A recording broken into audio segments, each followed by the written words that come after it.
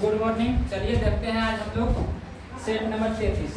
कल हम लोग सेट नंबर 32 को कर लिए थे, तो आज देखिए सेट नंबर 33।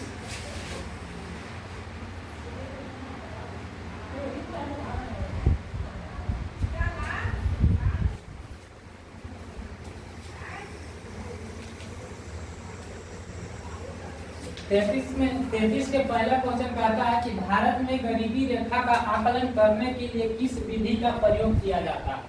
तो भारत में गरीबी रेखा का आकलन करने के लिए किस विधि का प्रयोग किया जाता है। तो गरीबी रेखा का आकलन करने के लिए आय का होना बहुत जरूरी है। ठीक है, सबसे पहले गरीबी रेखा का आकलन किस समिति ने किया था। तो गरीबी रेखा का सबसे पहले आकलन लकड़ावाला समिति ने किया था। गरीबी रेखा का आकलन सबसे पहले कौन समिति ने किया था? लकड़ावाला समिति ने किया था। आगे देखिए 2 नंबर। दूसरा नंबर कहता है कि सुल्तान अजलान शाह कप किस खेल से संबंधित है। तो सुल्तान अजलान शाह कप आपका हॉकी खेल से संबंधित हो जाएगा। बैडमिंटन से कौन सा कप संबंधित है? तो थॉमस कप किससे है? तो बैडमिंटन से है। अगर यही बोल दे कि फुटबॉल से कौन है, क्रिकेट से कौन है, तो क्रिकेट से संबंधित है ईरानी ट्रॉफी हो जाएगा, दिलीप हो जाएगा, और रणजी ट्रॉफी सब किससे है? ये सब क्रिकेट से हो जाएगा। आगे देखिए 3 नंबर देखते हैं। 3 नंबर कहता है कि प्रीत जफर प्राइज किस क्षेत्र का प्रतिष्ठित सम्मान है।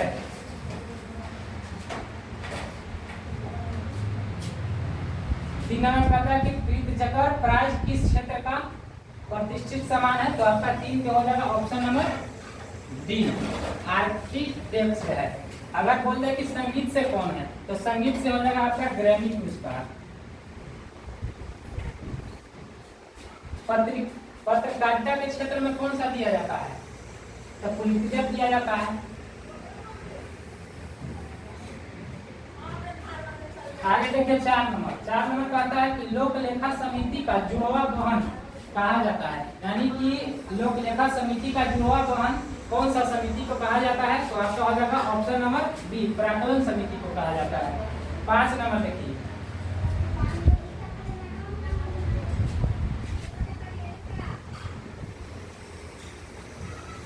5 नंबर कहता है कि केंद्र सरकार ने हाल ही में किस राज्य के मंगलुरु के गंजी मठ में एक प्लास्टिक पार्क बनाने की मंजूरी दे दी है। तो कौन सा है राज्य? वो कर्नाटक राज्य है आपका भारत के। 6 नंबर देखिए। 6 नंबर में कहता है कि बिहार में किस प्रकार की जलवायु पाई जाती है। तो बिहार में आपका मानसूनी जलवायु पाई जाती है। 6 के आपका ऑप्शन नंबर क्या हो जाएगा? डी। 7 नंबर देखिए।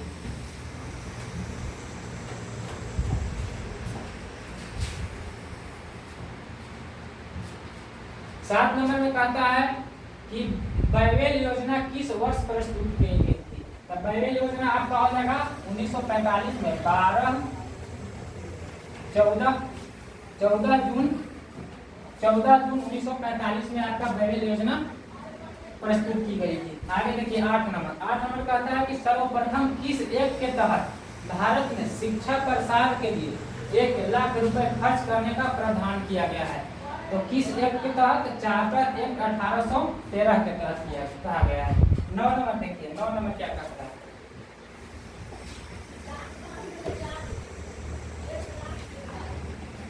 9 नंबर कहता है कि भारत में पहला समाचार पत्र निकालने का श्रेय निम्न में से किसे नाम से है।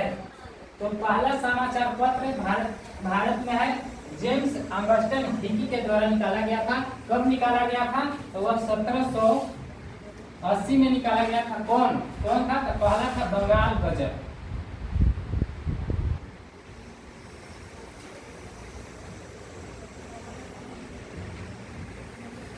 आगे देखिए 10 नंबर। 10 नंबर कहता है कि पाकिस्तान के किस विकेट कीपर ने आईसीसी पुरुष T20 player of the year चुना गया है। तो कौन चुना गया है? तो मोहम्मद रिजवान चुने गए हैं। ठीक है, 10 के आपका ऑप्शन नंबर डी हो जाएगा। आगे देखिए,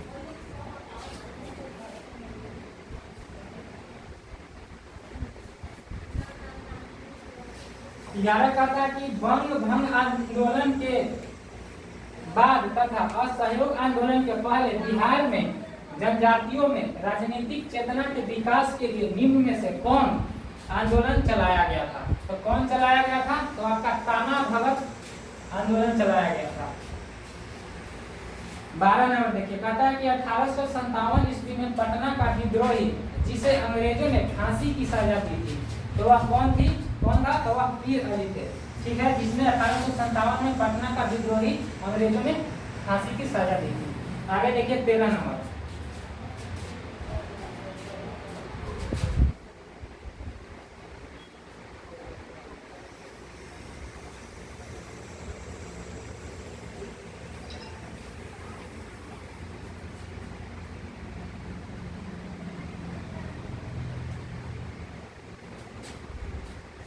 चलिए 13 नंबर कहता है कि किसी द्रव में जब कोई वस्तु पूर्णतः या आंशिक रूप से डूबती है तो उस पर ऊपर की ओर एक बल लगता है जिसे उत्प्लावन बल कहते हैं। यह उत्प्लावन बल निम्न में से किसके बराबर होता है? तो यह किसके बराबर होता है? तो यह वस्तु द्वारा विस्थापित द्रव के भार के बराबर होता है। आपका 13 के ऑप्शन नंबर क्या हो जाएगा? डी। 14 नंबर देखिए,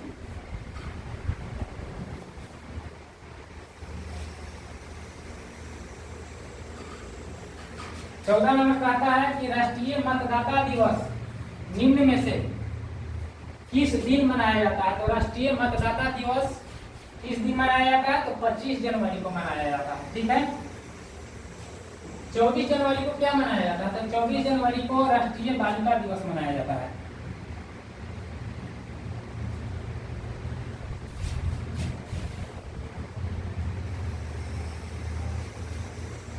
बीस अप्रैल को क्या मनाया जाता है? तो 20 अप्रैल को मनाया जाता है आपका राष्ट्रीय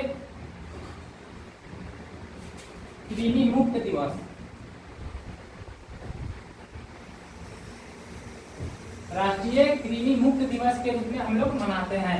30 अगस्त को क्या मनाया जाता है? तो 30 अगस्त को राष्ट्रीय उद्योग दिवस मनाया जाता है।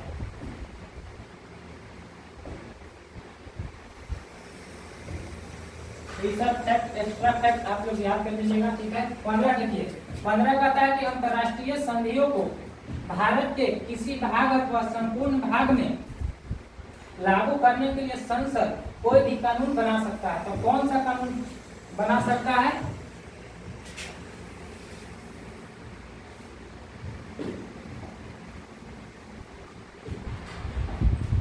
कौन सा कानून बना सकते हैं?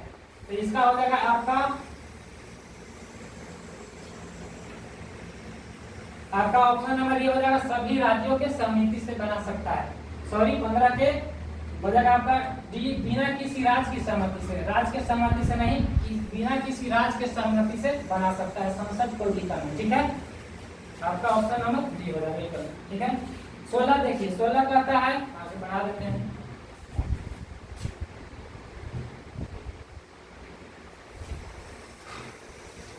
सोलह कहता है कि निम्नलिखित में से किसको प्रशांत महासागर का चौराहा के उपनाम से जाना जाता है?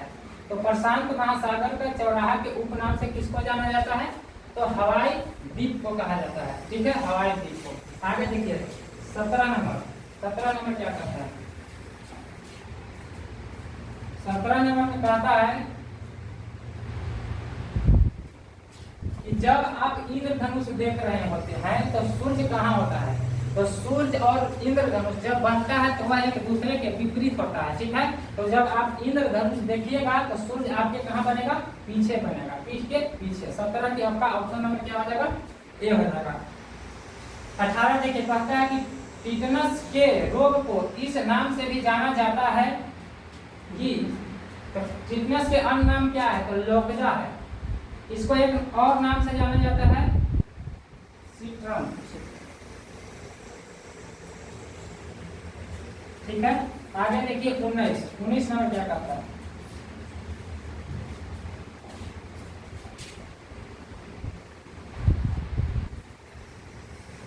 19 मक्खी का लार्वा क्या कहलाता है? तो मक्खी के लार्वा क्या कहलाता है? आपका मैगेट कहलाता है। आपका 19 के ऑप्शन नंबर क्या हो जाएगा? सी। आगे देखिए,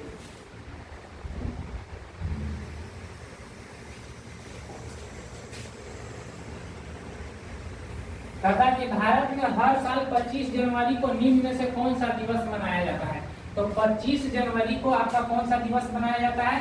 राष्ट्रीय पर्यटन दिवस भी मनाया जाता है 25 जनवरी को। ठीक है। राष्ट्रीय शिक्षा दिवस कब मनाया जाता है? तो राष्ट्रीय शिक्षा दिवस 11 जुलाई को मनाया जाता है। राष्ट्रीय उपभोक्ता दिवस कब मनाया जाता है? तो राष्ट्रीय उपभोक्ता दिवस 4 दिसंबर को मनाया जाता है।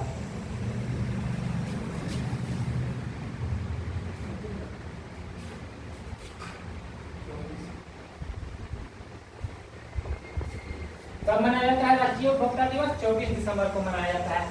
और राष्ट्रीय सुरक्षा दिवस कब मनाया जाता है? तो राष्ट्रीय सुरक्षा दिवस 4 मार्च को मनाया जाता है। ठीक है, याद हो गया? ये सब एक्स्ट्रा फैक्ट है, इस सब आपको जानकारी होना बहुत जरूरी है। लेकिन समझ देखिए, कहता है कि निम्नलिखित में से किसकी तुलना मैकियावेली के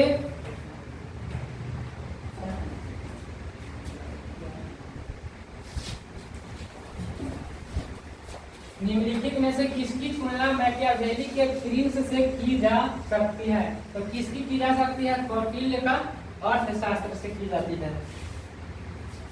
आगे देखिए, कहता है कि किस संवैधानिक संशोधन विधेयक द्वारा लोकसभा के कार्यकाल 6 वर्ष से घटाकर के 5 वर्ष कर दिया गया था? कौन सा संविधान संशोधन के तहत? 44वें संविधान संशोधन के तहत। कब 44वां संविधान संशोधन कब हुआ था? 1978 में हुआ था। और यही पूछता कि 42वां संविधान संशोधन कब हुआ था? तो 42वां संविधान संशोधन 1976 में हुआ था। 45वां संविधान संशोधन कब हुआ था? और 61वां संविधान संशोधन कब हुआ था? तो 45वां संविधान संशोधन आपका 1980 में हुआ था। और 61वां संविधान संशोधन कब हुआ था? तो 1989 में हुआ था। सब याद कर लीजिए। आगे देखिए, 23 नंबर कहता है कि हाइड्रोजन के रेडियोधर्मी समस्थानी को क्या कहते हैं? तो हाइड्रोजन के रेडियोधर्मी समस्थानी को ट्रिटियम कहते हैं। ठीक है, 23 के आपका ऑप्शन नंबर क्या आ जाएगा? डी। आगे देखिए,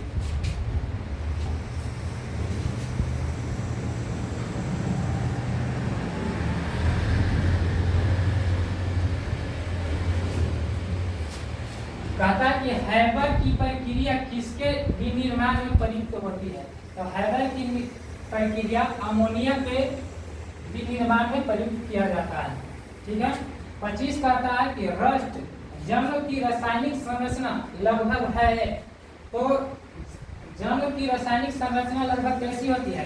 तो इसका सूत्र बताना है। ठीक है, तो इसका हो जाएगा 2Fe2O3 और यहाँ 3H2 होता है, यहाँ 3 छूट गया। ठीक है, स्टेप हो गया आपका, हो जाएगा 2Fe2O3 3H2O।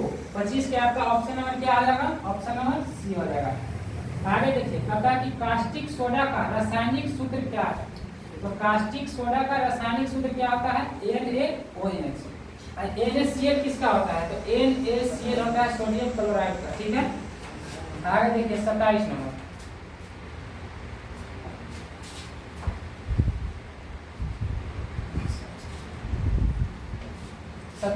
कहता है कि चूना पत्थर का रासायनिक नाम क्या है? तो चूना पत्थर का रासायनिक नाम क्या है? तो कैल्शियम कार्बोनेट। इसका सूत्र क्या होता है? CaCO3। मैग्नीशियम क्लोराइड का सूत्र क्या होता है? तो मैग्नीशियम क्लोराइड का सूत्र हो जाएगा आपका MgCl2। सोडियम क्लोराइड का क्या होगा? सोडियम क्लोराइड का होता है NaCl। सोडियम सल्फाइड को क्या होगा? तो सोडियम सल्फाइड का सूत्र हो जाएगा आपका Na2S, सोडियम सल्फाइड। आगे देखिए 28 नंबर। 28 नंबर कहता है कि खाद्य पदार्थ को हम किस इकाई में माप सकते हैं? तो खाद्य इकाई को हम किस इकाई में माप सकते हैं? तो कैलोरी में माप सकते हैं। ठीक है, आगे देखिए 29 नंबर,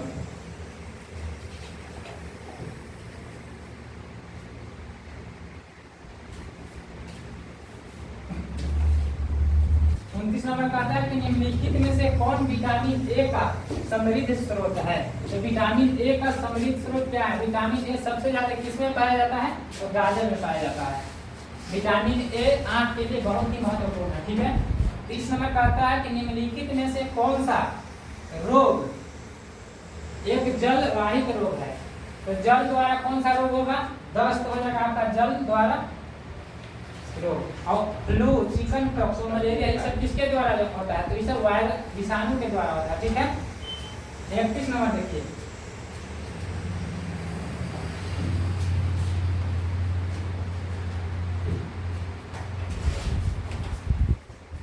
इकतीस नंबर में आपका क्या हो जाएगा? 31 नंबर में कहता है कि घटते हुए क्रम में मानव शरीर में विद्यमान प्रयुक्त तत्व कौन सी है। तो सबसे ज्यादा क्या होता है?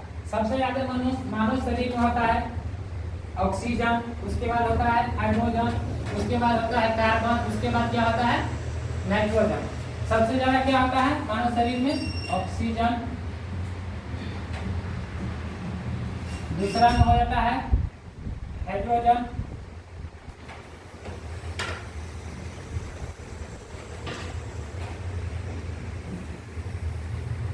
उसके बाद कार्बन,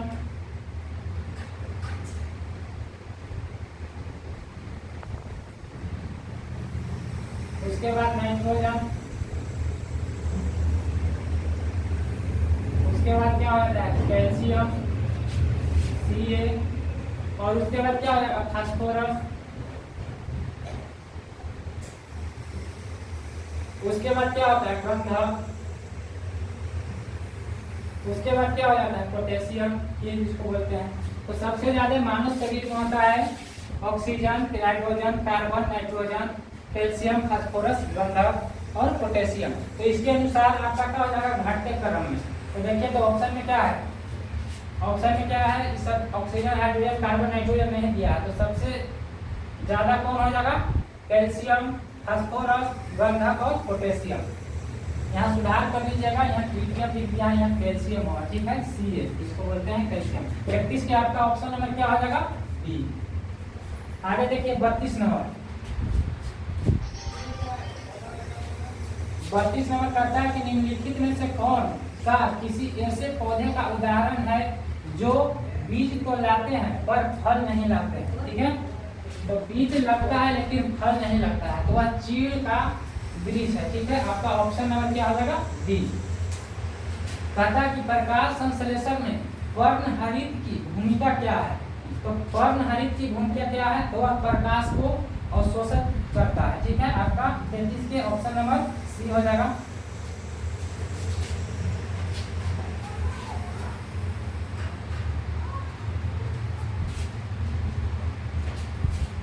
चौंतीस नंबर में कहता है कि असम सरकार ने निम्न में से किसे राज्य का सर्वोच्च नागरिक पुरस्कार असम वैभव प्रदान किया है। तो कौन किया है? तो टाटा रतन ने किया है। आपका 34 के हो जाएगा option number C, Ratan Tata ने किया है। 35 कहता है कि आधुनिक एंटी सर्जरी का जनक कौन है। तो आधुनिक एंटी सर्जरी का जनक कौन है? तो हो जाएगा आपका जोसेफ लिस्टर। जोसेफ लिस्टर जो है जो आधुनिक एंटी सर्जरी का जनक कहलाता है। ठीक है। चेचक के टीका की खोज किसने किया था? तो एडवर्ड जेनर ने किया था, चेचक। और रेबीज के टीका की खोज किसने किया था? तो लुई पास्चर ने किया था।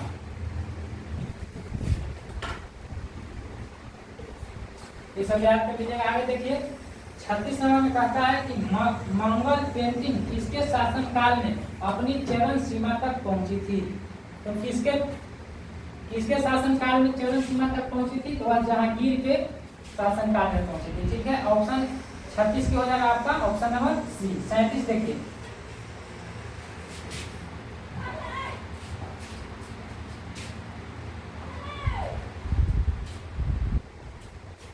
कहता है कि अप्रत्यक्ष कर से क्या आशय होता है। तो अप्रत्यक्ष कर से आपका होता है करदाता और सरकार के बीच कर के संदर्भ में कोई सीधा संबंध न हो, अप्रत्यक्ष कर होता है। ठीक है। 37 के आपका ऑप्शन नंबर क्या आ जाएगा? ए। 38 नंबर देखिए, 38 कहता है कि किस केंद्र शासित प्रदेश ने रियासी जिले के जेरी गांव को केंद्र शासित प्रदेश का पहला दुग्ध गांव घोषित किया था? तो कौन सा प्रदेश को दुग्ध गांव घोषित कर दिया था? तो वह जम्मू कश्मीर को कर दिया था। आपका 38 के हो जाएगा option number B, Jammu Kashmir. आगे देखिए 39 नंबर।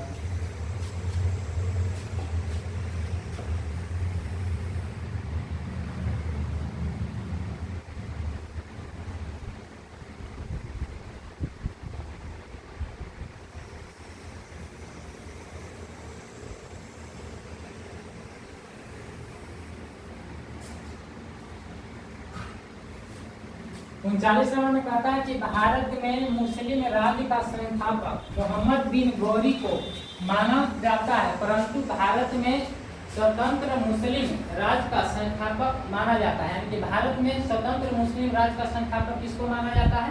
तो हो जाएगा आपका कुतुबुद्दीन ऐबक को माना जाता है। 40 का आपका ऑप्शन नंबर डी हो जाएगा। 40 कहता है कि मुगल काल में सर्वाधिक मनसदार यानी मनसबदारी प्रथा किसके शासन काल में था? तो सबसे ज्यादा किसका था? तो औरंगजेब का था। ठीक है, 40 के आपका क्या हो जाएगा? ऑप्शन नंबर ए हो जाएगा। आगे देखिए 41 नंबर।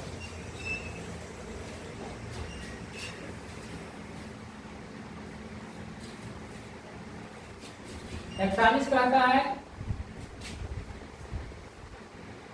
गांधी इरविन समझौते को भारतीय इतिहास में एक महत्वपूर्ण स्थान प्राप्त है। इस समझौते को अन्य किस नाम से जाना जाता है? तो इस समझौते को किस नाम से जाना जाता है?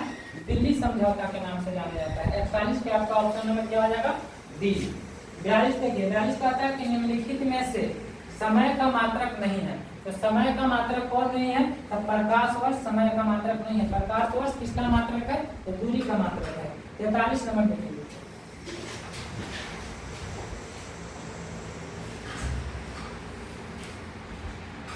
43 नंबर में कहता है कि एक ठोस वस्तु को द्रव में पूर्णतः डुबोया जाता है तो वह भाग कम प्रतीत होता है। वस्तु का ऊर्ध्व बल निम्न में से किस पर निर्भर करता है? तो वस्तु का ऊर्ध्व बल किस पर निर्भर करता है? तो द्रव के घनत्व पर करता है। 43 का आपका ऑप्शन नंबर ए हो जाएगा। 44 देखिए,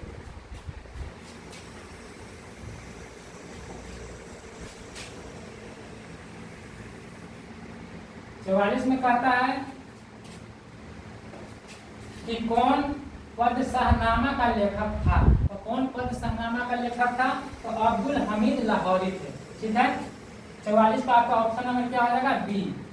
45 कहता है कि peak out the right word, मतलब राइट सही शब्द कौन सा है? लिखा हुआ है ओकेजनली। ओकेजनली का मतलब होता है कभी कभी। ठीक है, ओकेजनली का मतलब कभी कभी। तो कौन सा स्पेलिंग सही लिखा हुआ है? तो ओकेजनली का आपका हो जाएगा OCCASIONALLY, ओकेजनली।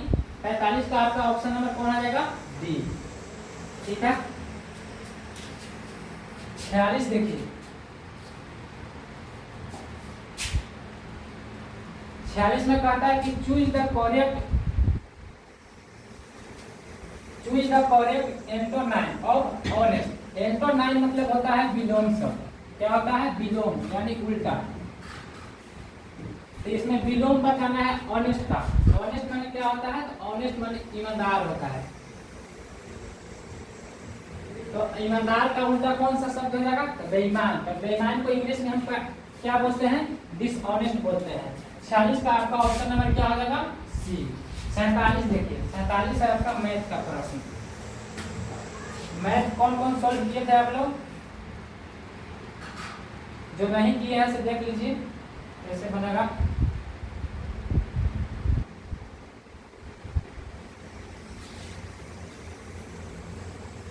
कहता है कि एक दुकानदार एक रेडियो के अंकित मूल्य पर 10% की छूट देता है। कितना का देता है? 10% का छूट देता है। किस पर? अंकित मूल्य पर। लेकिन सौदे में 10% का लाभ कमाता है। यदि अंकित मूल्य 330 रुपए हो तो लागत मूल्य क्या होगा? अंकित मूल्य दे दिया है कितना? 330 रुपए। तो हमको क्या निकालना है? लागत मूल्य निकालना है। तो मान लेते हैं कि लागत मूल्य कितना है? 100 रुपया। यह लागत मूल्य। आगे कहता है कि एक अंकित मूल्य पर 10% की छूट देता है। तो अंकित मूल्य पर 10% की छूट देता है, लेकिन अंकित मूल्य दिया हुआ है कितना 330, यानी कि 330 पर 10% की छूट देती है। तो 330 पर 10% का छूट देगा तो कितना हो जाएगा 90/100। और फिर आगे बोलता है कि अंकित मूल्य पर 10% का छूट देता है, लेकिन सौदे में 10% का लाभ होता है। सौदा कितना है हमको, तो सौदा कुछ नहीं मालूम है, तो कितना है x पर हमको 10% का लाभ कमाता है, तो 110 हो जाएगा। अब बटा क्या हो जाएगा 100। ये दोनों आपस में क्या है बराबर है, तो इसको काट के गुणा भी कर लीजिए। तो देखिए नीचे 100 से 100 कट जाएगा, ठीक है। और 110 से 133 कितने बार में कटेगा, तो 3 बार में कट जाएगा।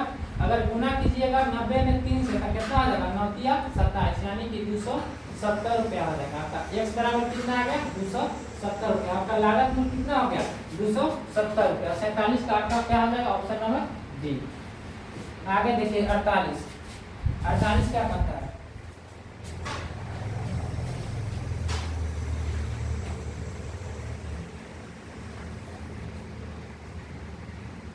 में कहता है कि एक पाइप जो 1 ड्रम को 15 मिनट में भर सकता है।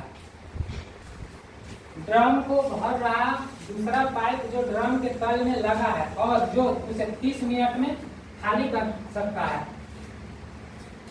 भी खुला हुआ है। जब ड्रम खाली है तब आरंभ करने पर ड्रम को शीर्ष तक भरना, यानी प्रश्न कहता है कि एक ड्रम है जो 15 मिनट में भर रहा है और 30 मिनट में खाली कर रहा है, और दोनों को एक साथ खोल देंगे तो कितने देर में ड्रम भरने में कितना समय लगेगा। तो इस तरह का अगर प्रश्न रहे तो आपको कुछ नहीं करना है, सीधे क्या करना है, जो दिया रहे एक कितना दिया है 15 और दूसरा कितना दिया है 30। अब बाटा में करते ना क्या, अगर दोनों अगर भरता तो दोनों को जोड़ देते, ठीक है। लेकिन यह बोल रहा है एक भर रहा है लेकिन और एक खाली कर रहा है, तो दोनों को क्या करेंगे आपस में घटा देंगे। 30 में से 15 घटेगा तो कितना हो जाएगा 15 हो जाएगा। क्या होगा 30 में से 15 को हम घटा देंगे तो 15 बचेगा। अब इसको काटा पीटी कर दीजिए तो 15 से 15 कट जाएगा, यानी कि आपका कितना समय लगेगा भरने में 30 मिनट लगेगा। 48 का आपका ऑप्शन नंबर क्या आ जाएगा डी। 49 नंबर देखिए, 49 का क्या करता है,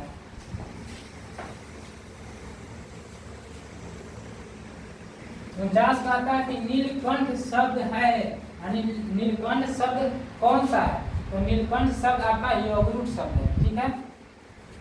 50 कहता है कि जातिवाचक संज्ञा से भाववाचक संज्ञा के निर्माण का सही उदाहरण क्या है। तो जातिवाचक से भाववाचक संज्ञा के निर्माण का सही उदाहरण आपका हो जाएगा लड़का और लड़की, ठीक है। तो ये था आज का महत्वपूर्ण 50 नंबर, ठीक है। आप लोग देख कर बताइएगा कमेंट में कितना सही हुआ है, ठीक है।